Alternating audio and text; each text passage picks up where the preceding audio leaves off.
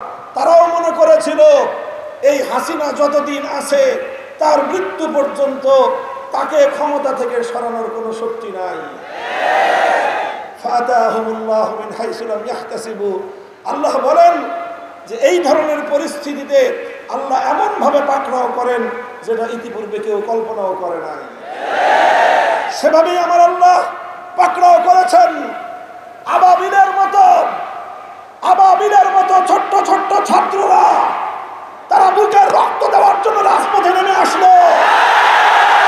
তাদের একজনকে হত্যা করলে 10 জন নেমে আসে, একজনকে হত্যা করলে 100 জন মিছিলে নামে। এদেশের মানুষ শুধু নয়, সারা পৃথিবীকে অবাক করে দিয়ে আমার বাংলার মায়েরা সন্তানদেরকে নিয়ে রাজপথে নামলো। আমাদের মায়েরা সন্তানদেরকে বলল, যাও দেশের মানুষকে মুক্ত করো। আমি মা হিসেবে আমার সন্তানকে সংগ্রামের জন্য উৎসর্গ করলাম।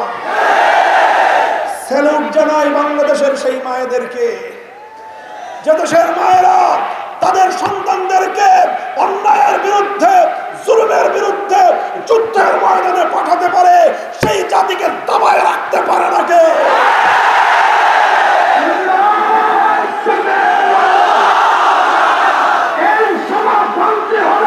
আমি সাথী ও বন্ধুগণ, এইভাবে আজ আমাদের প্রধান লক্ষ্য, আমাদেরকে যে বিষয়টা প্রায়োরিটি দিতে হবে, প্রাধান্য দিতে হবে, কোনোভাবেই আগস্টের 5 তারিখের বিপ্লবকে যেন কেউ ছিনতাই করতে না পারে।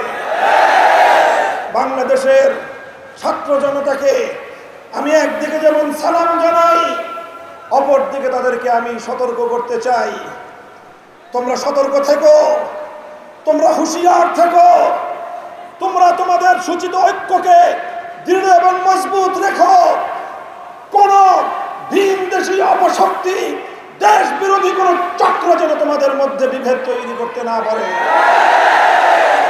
বলবো ছাত্র জনতা, আলেম সমাজের পরামর্শ নিও, আলেম সমাজের কাছ থেকে দোয়া এবং আশীর্বাদ দিও।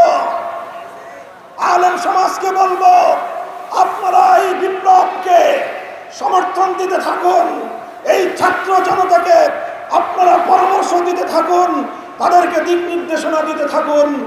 ইসলামী নেতৃত্ব যদি এই ছাত্র সমাজের পাশে থাকে, ইনশাআল্লাহ আমরা ছাত্র জনতার নেতৃত্বে একটি নতুন বাংলাদেশ উপহার পাব।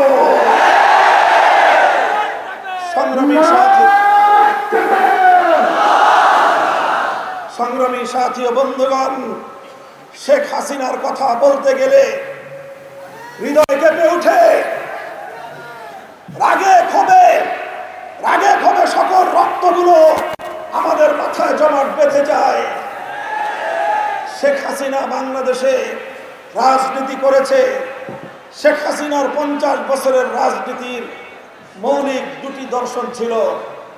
শেখ হাসিনার রাজনীতির প্রথম দর্শন ছিল প্রতিশোধের রাজনীতি। শেখ হাসিনা রাজনীতি করেছে, প্রতিশোধের রাজনীতি করেছে।